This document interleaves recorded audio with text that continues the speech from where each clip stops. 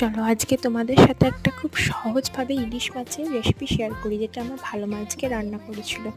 আর অল্প সময়ের মধ্যে যেমন হয় তেমন কিন্তু খুব স্বাদও হয়। তো প্রথমেই কড়াইয়ের মধ্যে তেল এবং কালো জিরে ফোড়ন দেওয়ার পর মালমা বেগুনটাকে একটু ভালো করে ভেজে নিয়েছিল।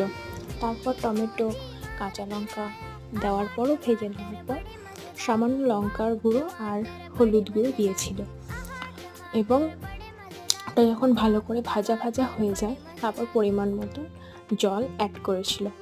এবং জলের পর তো নুন আর চিনি পরিমাণ মতন ব্যালেন্স করার জন্য দিতেই হবে।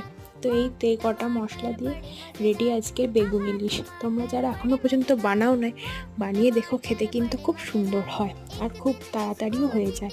তো ভালো মার কাছ থেকে আমি যেমন শিখলাম তোমাদের কাছ থেকেও একটু দেখিয়ে দিলাম।